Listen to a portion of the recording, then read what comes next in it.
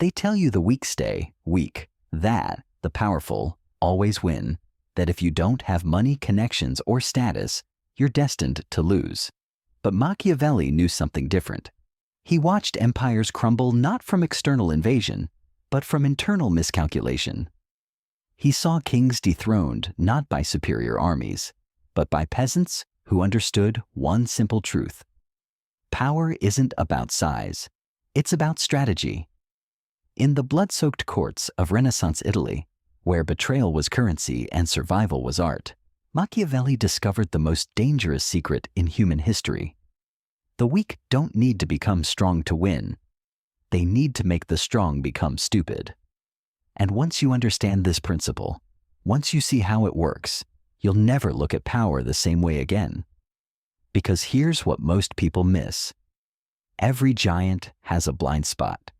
Every empire has a weakness. Every powerful person has one fatal flaw that smaller, smarter opponents can exploit without firing a single shot.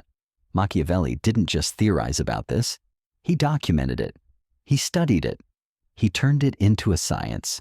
Today, I'm going to show you exactly how the weak have been flipping power dynamics for centuries. Not through luck, not through hope. Through calculated moves that powerful people never see coming. And by the end of this, you'll understand why the most dangerous person in any room isn't the loudest. It's the one who knows these rules. Let me start with a story that changed the course of history. Rome, the greatest military machine the world had ever seen, was being torn apart by a single man. Hannibal, the Carthaginian general who had already destroyed 3 Roman armies, killed over 100,000 soldiers, and was now marching freely through Italian territory like he owned it. Rome was desperate. Their traditional strategy of overwhelming force had failed catastrophically.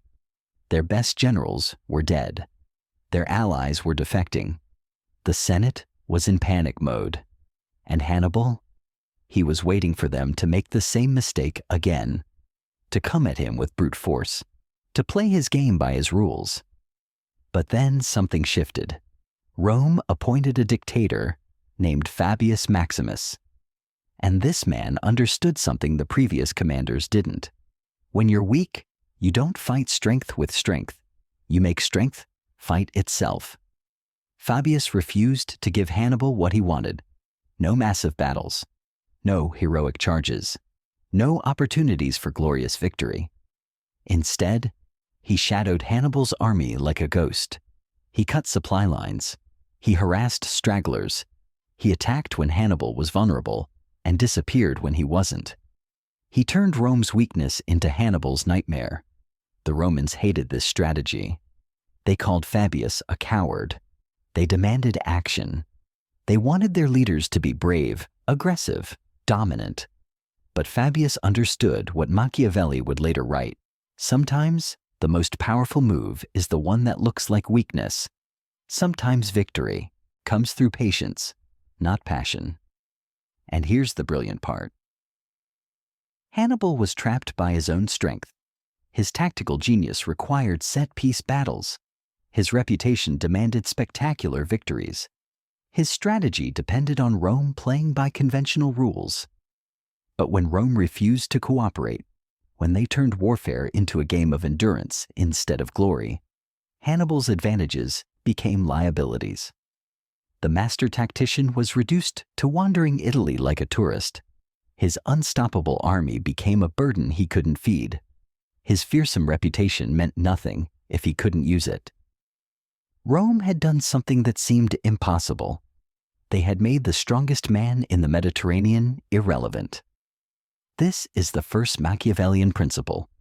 When you can't win the game, change the rules. Don't compete on their terms. Create new terms where your weaknesses become advantages and their strengths become chains. But changing the rules is just the beginning. The deeper principle is this: power always contains the seeds of its own destruction. And the weak who understand this can plant those seeds, water them, and watch as empires collapse from within. Think about it. What makes someone powerful? Usually it's the same thing that makes them vulnerable. Wealth makes you a target. Fame makes you visible. Authority makes you responsible. Success makes you predictable. Every strength carries a shadow, and that shadow is where the weak can hide and strike. Machiavelli saw this pattern everywhere. In the courts of Florence, in the wars between city-states, in the rise and fall of princes who thought their power was permanent. He watched the confident make the same mistakes over and over again. They became comfortable. They stopped adapting. They assumed their position was secure. And that's when smaller, hungrier, more desperate opponents would find the crack in their armor. Not through direct assault, but through understanding, through patience, through exploiting the psychology of power itself. Because here's what powerful people don't realize. Power changes you. It makes you slower to react, more rigid in thinking, more dependent on systems and structures. You start believing your own mythology. You forget that everything you have can be taken away by someone who wants it more than you want to keep it. The weak don't have this problem. They're already uncomfortable, already hungry, already desperate. They can't afford to be complacent because survival is never guaranteed. This desperation, this hunger, this edge, it's not a disadvantage. It's a weapon. Machiavelli understood that the most dangerous enemy isn't the one with the biggest army. It's the one with nothing to lose. Because when you have nothing to lose, you can take risks that powerful people can't. You can make moves that seem insane to those who have everything to protect. Let me show you how this works in practice. Take the story of David and Goliath. Most people think this is about faith conquering strength. But when you strip away the mythology and look at the tactics, you see something different. You see a smaller opponent who refused to fight on the giant's terms. Goliath was built for close combat, heavy armor, massive weapons, overwhelming physical presence. He expected David to meet him sword to sword, strength against strength. That's how warriors fought. That's how honor worked. That's how the game was supposed to be played. But David didn't play that game. He brought a sling, a weapon Goliath couldn't defend against, a strategy Goliath couldn't counter. David understood that Goliath's armor, his size, his reputation, all of it was useless if the battle happened at range. The giant's strengths became irrelevant. His weaknesses became fatal. This is the second Machiavellian principle. Never fight where your opponent is strongest. Force them to fight where they're weakest. Make them play your game, not theirs. But how do you actually do this? How do you identify these weaknesses? How do you create these opportunities? Machiavelli had a systematic approach. He called it being like the fox and the lion. The lion represents direct power. The fox represents cunning intelligence. Most people try to be all lion. They think power means strength, volume, aggression. But Machiavelli knew better. He understood that the fox often beats the lion, not through strength, but through adaptability. Through seeing patterns, the lion misses. Through understanding that every trap has a way out if you're clever enough to find it. The fox studies the lion, learns the lion's habits, understands the lion's psychology.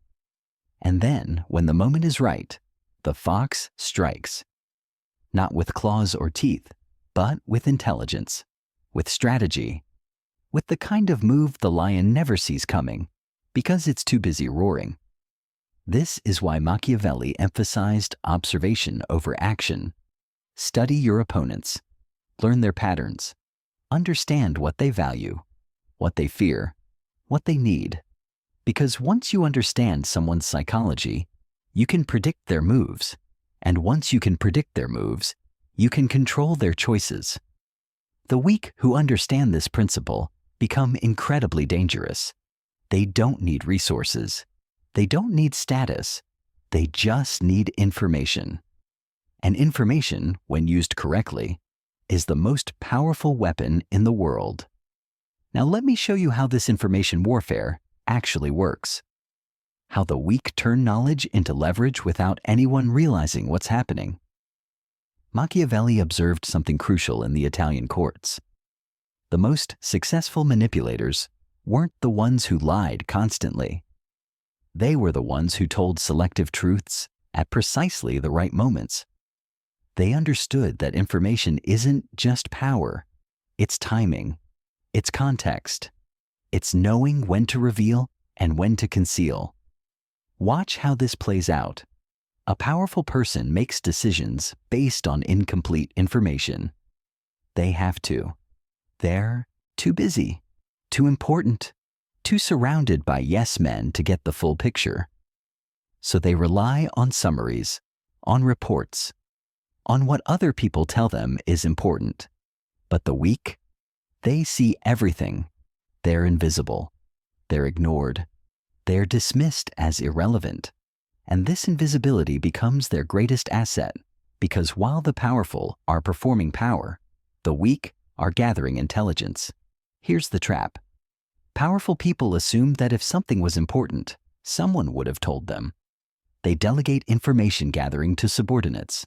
They trust their systems. They believe their filters are working. But systems can be gamed. Filters can be manipulated, and subordinates have their own agendas. The weak exploit this gap. They become the source of information the powerful person didn't know they needed. They position themselves as the only one who truly understands what's happening. They make themselves indispensable, not through strength, but through insight. Machiavelli saw this pattern repeat endlessly. A prince would surround himself with advisors who told him what he wanted to hear. Meanwhile, some minor clerk or servant would be the only one who actually knew what was happening in the streets. And when crisis hit, guess who suddenly became the most valuable person in the room? This is the third Machiavellian principle. Control the information flow, and you control the decision maker. You don't need to be in charge. You just need to be indispensable to whoever is. But information warfare is just one tool. The deeper strategy is psychological. Machiavelli understood that powerful people have emotional weaknesses that smaller opponents can exploit. Pride, ego, the need to be seen as dominant. These aren't just character flaws. They're predictable patterns that create opportunities. Think about it. When someone powerful is challenged publicly, what do? They escalate. They have to. Their reputation depends on never backing down. Their authority requires constant reinforcement. They can't afford to look weak because weakness invites further challenges. But this need to always appear strong becomes a prison. It makes them predictable. It forces them to react instead of think. It turns every minor provocation into a major commitment of resources and attention. The weak understand this psychology. They know how to bait powerful people into overreacting, how to make small provocations that demand large responses, how to force giants to exhaust themselves swatting flies. Machiavelli called this the art of controlled provocation.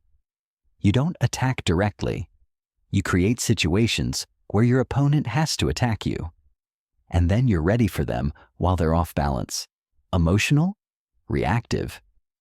Here's how it works in practice. You identify what your opponent values most: their reputation, their image, their sense of control. Then you create a scenario where defending that thing requires them to do something stupid, something costly, something that weakens their position, even if they win. The key is making it look accidental, making it seem like they chose to escalate, making their overreaction appear to be their idea. Because if they realize they're being manipulated, the strategy fails. But if they think they're responding to a genuine threat, they'll pour resources into battles that don't actually matter. This is why Machiavelli emphasized patience. The weak can't force these opportunities. They have to wait for them. They have to create conditions where powerful people trap themselves, And this requires understanding that victory isn't always immediate. Sometimes you plant seeds that won't grow for months or years. But when they do grow, when the trap finally springs, the results are devastating. Because by then, the powerful person has invested so much in their position that they can't retreat. They are committed to a course of action that serves your interests, not theirs. The fourth Machiavellian principle emerges from this understanding. Make your enemies defeat themselves. Don't fight them directly. Create conditions where their own psychology, their own needs, their own reactions become your weapons. Now, let me show you the most sophisticated level of this strategy. The art of strategic alliance. Machiavelli observed that weak individuals rarely win alone, but weak individuals who understand how to build coalitions can topple empires. The secret is this: other weak people aren't your competition. They're your potential army. And every powerful person has created multiple enemies through their rise to the top. Your job isn't to defeat the giant alone. Your job is to organize everyone the giant has stepped on. This requires a different kind of thinking. Instead of focusing on your individual grievances, you start looking for patterns. What do all of this person's enemies have in common? What do they all want? How can you create a shared vision that serves everyone's interests while advancing your own? Machiavelli saw this strategy work repeatedly. A single weak opponent was easily crushed. But when multiple weak opponents coordinated their efforts, when they shared resources and information, when they supported each other's individual battles, they became formidable. The powerful person, meanwhile, was fighting on multiple fronts, dealing with multiple crises, trying to maintain control over multiple situations simultaneously. And this division of attention created vulnerabilities that no single opponent could have exploited alone. But here's the crucial insight. You don't need to be the leader of this coalition. Leadership makes you visible. It makes you a target. It forces you to take positions that might alienate potential allies. Sometimes the most powerful position is to be the coordinator, the facilitator, the one who makes things happen without taking credit. This is the fifth Machiavellian principle. Orchestrate from the shadows. Let others be the face of rebellion while you control the strategy. Influence without authority. Power without responsibility. Victory without visibility. The final piece of this puzzle is perhaps the most counterintuitive. Sometimes the most effective way to defeat a powerful opponent is to help them succeed, to give them exactly what they think they want. Because Machiavelli understood something that most people miss. Success often breeds the conditions for its own destruction. Think about it psychologically. What happens when someone gets everything they've been fighting for? They relax. They become complacent. They start believing their own press. They assume that whatever got them to the top will keep them there, and this assumption becomes their blindness. The weak can exploit this by becoming the architect of their opponent's success. Not out of generosity, but out of strategy. You help them win battles that don't matter while positioning yourself for the war that does. You feed their ego while starving their awareness. You make them feel invincible while making them increasingly vulnerable. Here's how this plays out in practice. Your opponent wants recognition. You give it to them. Publicly. Excessively. You praise their intelligence, their vision, their leadership. You make them the center of attention. And while they're basking in that attention, while they're performing for their audience, you're studying their methods. Learning their weaknesses. Understanding their psychology. Because success makes people predictable. It creates patterns. Successful people tend to repeat what worked before, even when circumstances have changed. They become prisoners of their own formula. And once you understand that formula, you can predict their moves better than they can. Machiavelli saw this principle destroy princes across Italy. They would win a series of victories using particular tactics. those victories would make them famous. That fame would make them confident. That confidence would make them careless. And that carelessness would make them dead. The weak who understood this pattern would position themselves as supporters, allies, even friends. They would encourage the powerful person's successful strategies. They would reinforce their confidence. They would help them believe that their method was foolproof. Right up until the moment when circumstances shifted and that method became suicide. This is the sixth and final Machiavellian principle. Sometimes the best way to destroy someone is to give them everything they think they want. Let success become their trap. Let confidence become their blindness. Let their strengths become their chains. But here's what makes this strategy so dangerous, so effective, and so important for you to understand. It doesn't require you to be evil. It doesn't require you to be dishonest. It just requires you to be strategic about timing, positioning, and psychology. You're not lying when you praise someone's success. You're just being selective about when and how you deliver that praise. You're not betraying anyone when you study their methods. You're just being observant about patterns and weaknesses. You're not manipulating when you position yourself advantageously. You're just being smart about opportunity. The difference between Machiavellian strategy and simple manipulation is this. Manipulation is about getting people to do things against their interests. Machiavellian strategy is about understanding that people's interests change based on circumstances, and sometimes what serves their short-term interests destroys their long-term position. Your job isn't to force this destruction. Your job is to recognize when it's happening naturally and position yourself to benefit from the inevitable collapse.